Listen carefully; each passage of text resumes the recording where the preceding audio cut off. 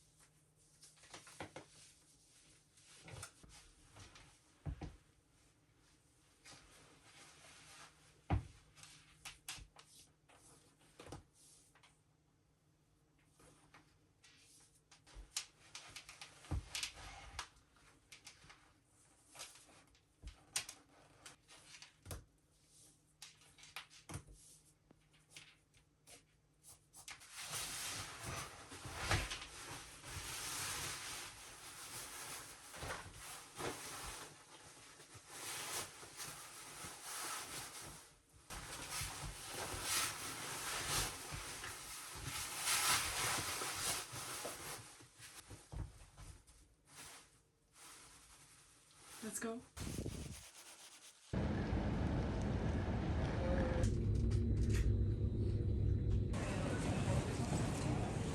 De perte d'un appareil électronique. Veuillez regagner votre siège.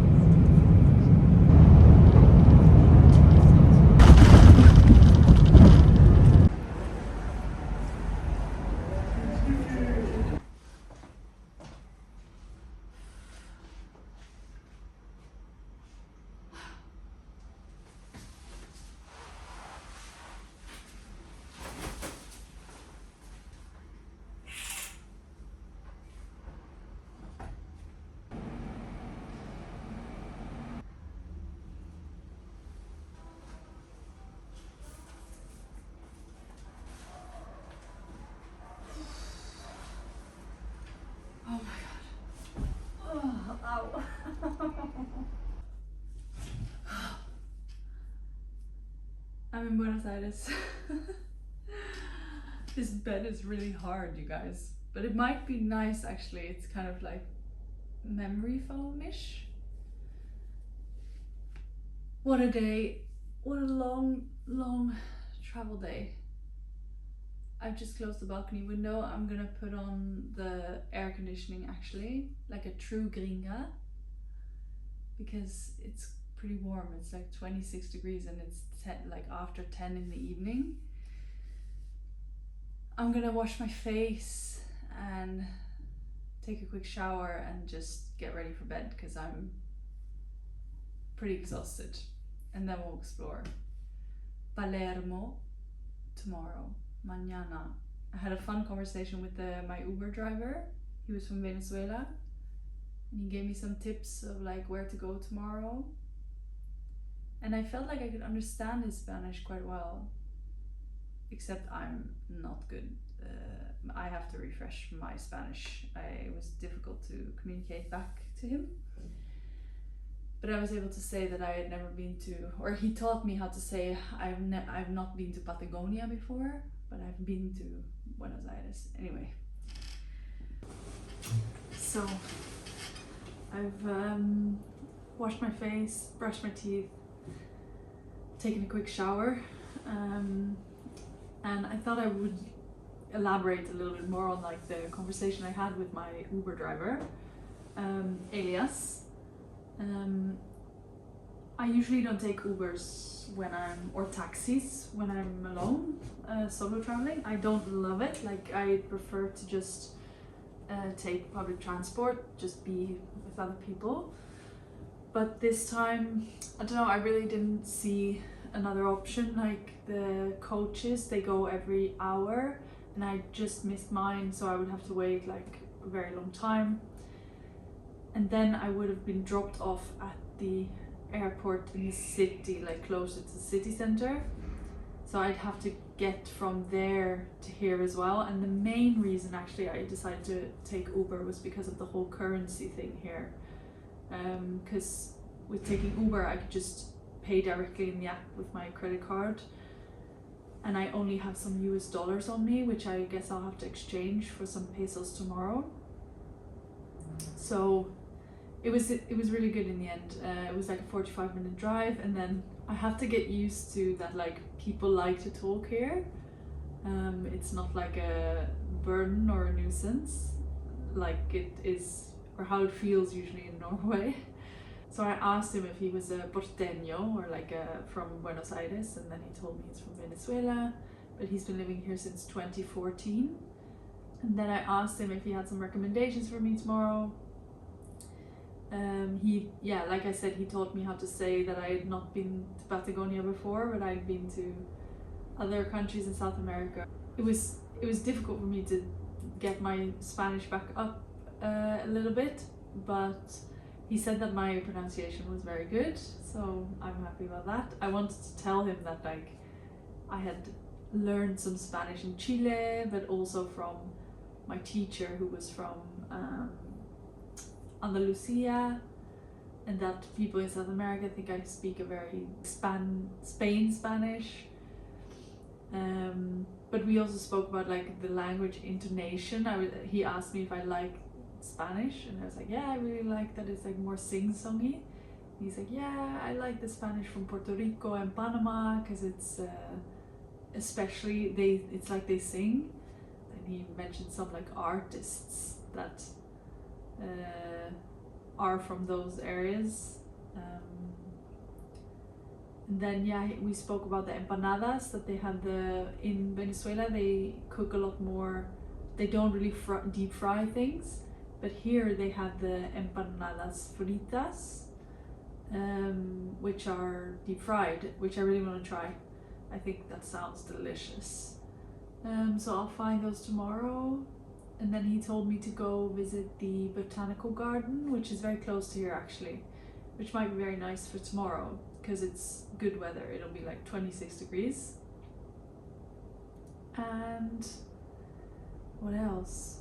I find it trickier and trickier to tell people where I'm from because I usually say I'm from the Netherlands, but obviously I'm half English as well, and now I've been living in Norway. It'll be 5 years this year, and I almost feel, this time I said I'm from the Netherlands but I live in Norway, and we spoke a bit about the weather, and he said that in Venezuela there's no seasons, and the winter is also like 26 degrees and just humid, whereas I was like, in Norway it's cold. And then I tried to say that it snows a lot, but the number 9 and snow in Spanish is very similar, so he thought I said it's -9, and I said, well, Sundays, but Sundays it's -20.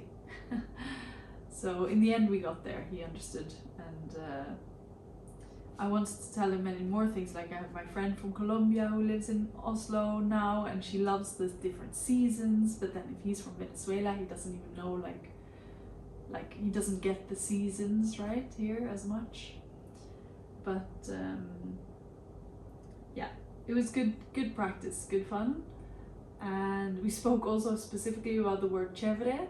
He explained to me how I can use it, like, because I told him I'd been to Colombia before and that I knew some words specific to Colombia, like chévere, and I knew some words specific to Chile, like bacán. And he explained that like chévere is used both in Venezuela and Colombia for to mean cool, right? But also you can use it in like many different ways or for many different things, like also when the food is delicious, like you can say muy rico, but you can also say chévere. So it's that's good to know. And yeah, he also mentioned that they have particular words here in Argentina that they use, like chico, or like a guy is a pibe. So yeah, it's a lot of fun.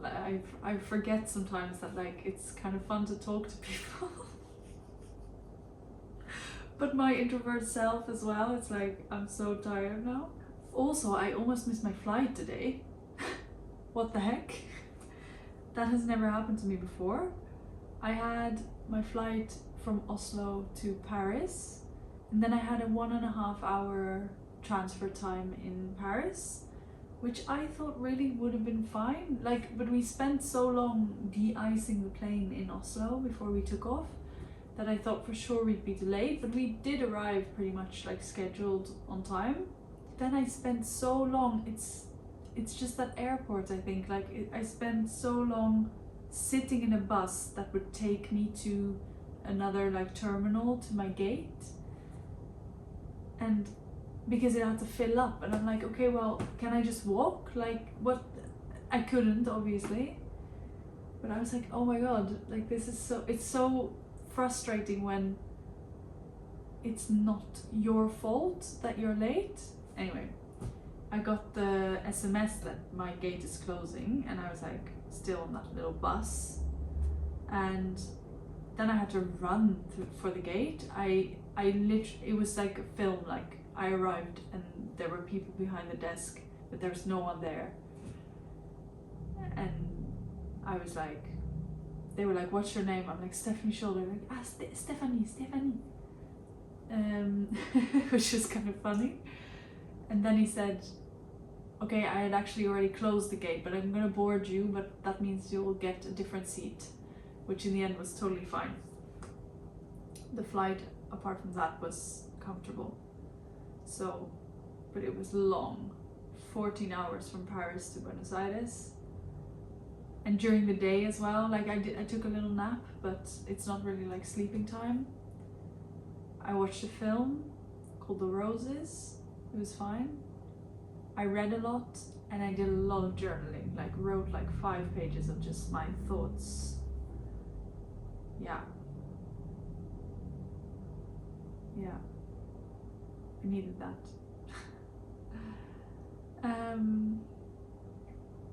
Yeah, I think we're all caught up. I'm excited for tomorrow to explore and to eat and to go to the supermarket. That's fun. And maybe a museum? Maybe I'm being too ambitious. Anyway, good night.